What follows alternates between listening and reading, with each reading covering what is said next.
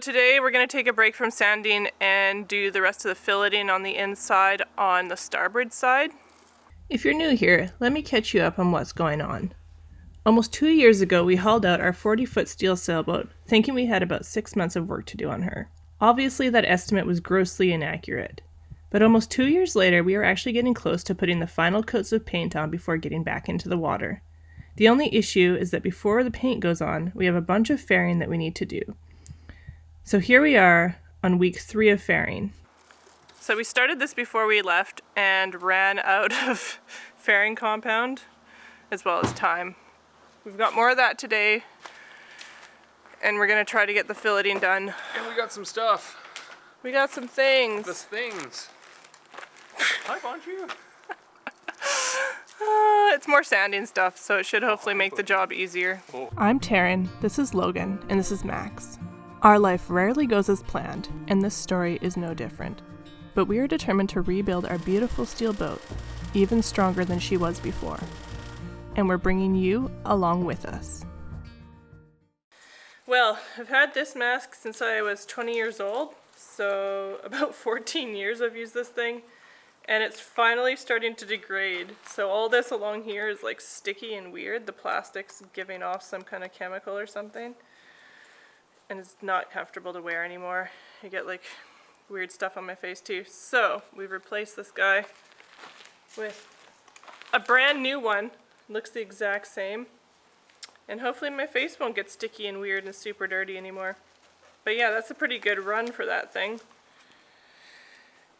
It looks gross now, but it's lasted me through quite a few shops and a lot of projects, welding, and now doing all this boat work, so pretty happy with it. Way to go 3M. Way to do a good product. Hi, Max. Hi. You getting Dad snuggles? No, you stay down. You stay down. Hello, it's me again. Alright, so we are just about to start doing the fillets. So basically what we're doing is we are fairing along the welds where the bulwarks meet the deck. And we're trying to make it a nice smooth transition between the bulwarks and the deck so that water doesn't sit in the weld and dirt doesn't stick in there, and we have a nice smooth space where it's not going to erode and we're not going to have issues with rust. We have to do this on both sides of the bulwarks actually, but we're just starting with the inside right now. We'll get that done today and then probably go back to sanding for a couple of days before doing more. That's the plan. It went fairly well last time. We're going to try to do it a bit smoother than we did last time because it turned out that we ended up with quite a bit of sanding that we had to do. And the less sanding we have to do, the happier we are. But, yeah, let's get going. We're using System 3 Quick Fair, which is a 2-to-1 mix epoxy fairing compound. It goes on very smoothly and also sands beautifully.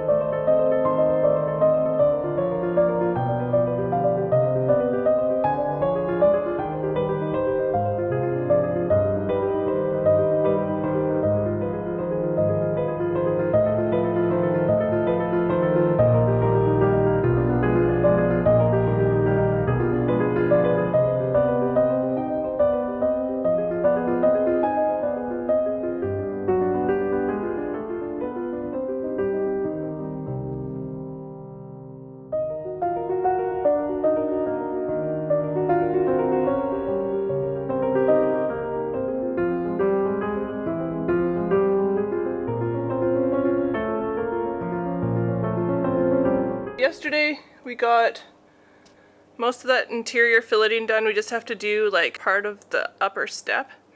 But most of it's done inside here. It looks really good.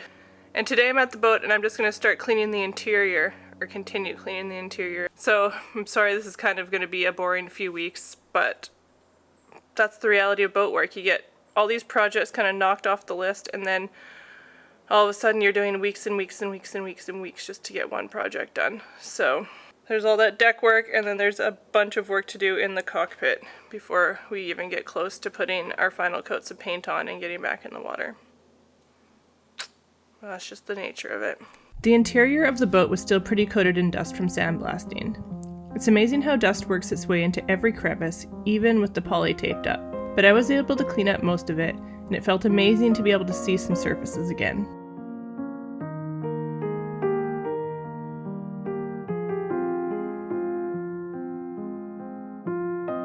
And luckily, boat work isn't the only thing we've been up to this summer. We spend every morning enjoying a little bit of forest and doing our best to enjoy the world around us as we work hard to get back on the water.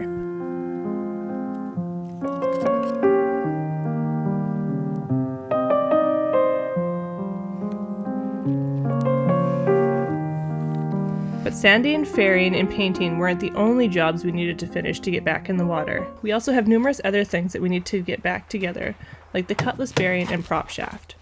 You might remember a few months ago we removed them and the engine so we could replace a leaking Cutlass Bearing.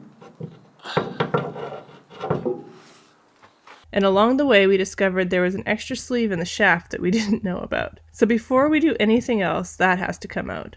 I'm going to switch things up today and remove the bushing that we had in our stern tube.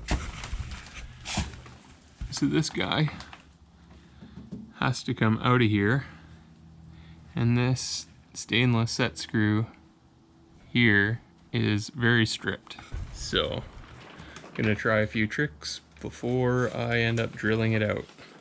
So hopefully it doesn't come to that. So this is an Allen head screw, and this is a Torx bit that is slightly larger.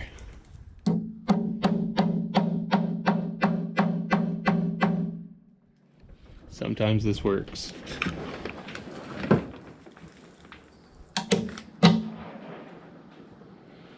Oh, look at that.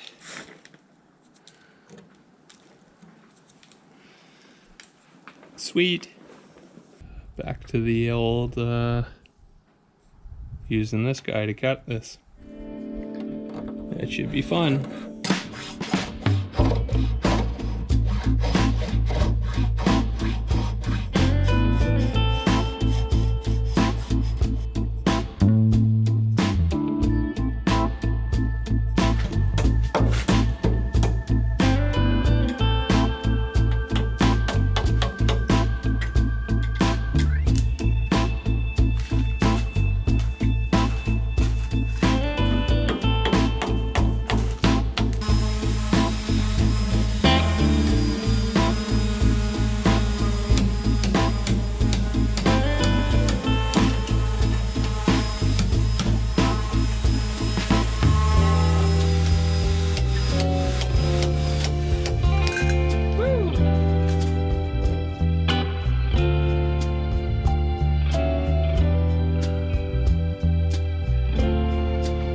Alright, so now that I've got the bushing out of the stern tube there, I'm just going to clean that out. So that's what the new bearing is going into then, hey? Yeah. But you have to do some work before the bearing can go in? We have to clean the stern tube out.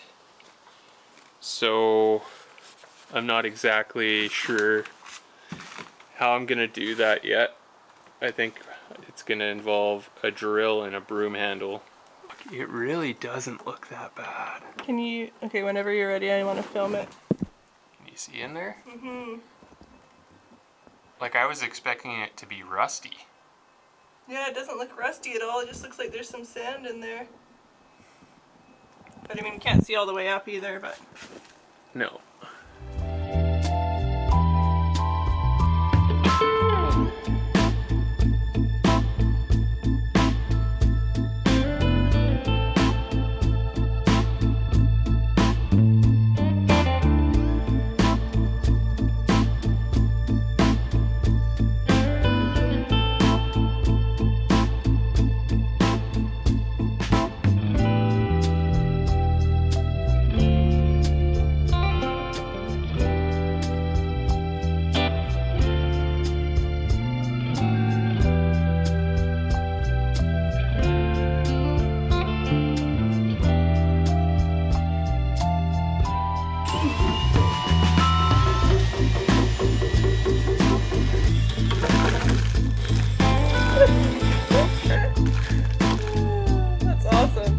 cleaner in there now. That's good.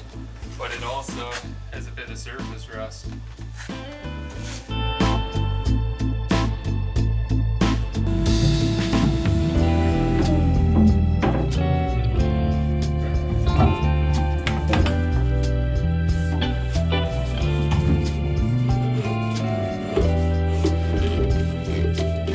So what do you think? Well, I thought it had bits of rust bubbling up all along the length of it, like just a little bit. Yep. But I don't even think it's rust. I think it's just like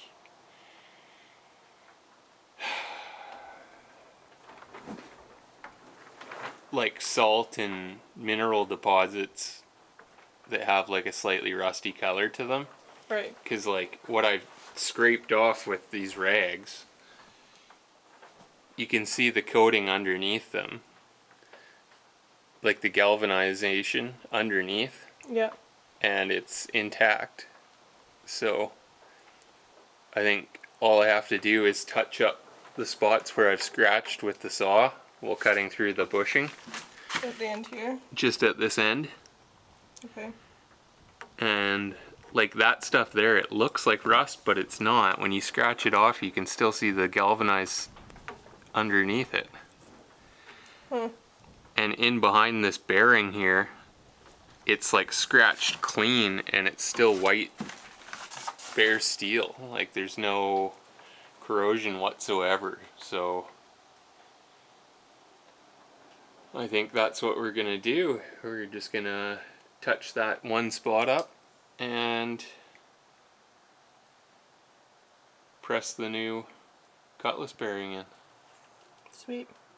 Mm-hmm. But as far as actually putting the bearing back in goes, you're going to have to wait and see what happens there because we haven't even done it yet. Thanks so much for watching, and an extra big shout out for our patrons for sticking with us through all of this nonsense. See you next week.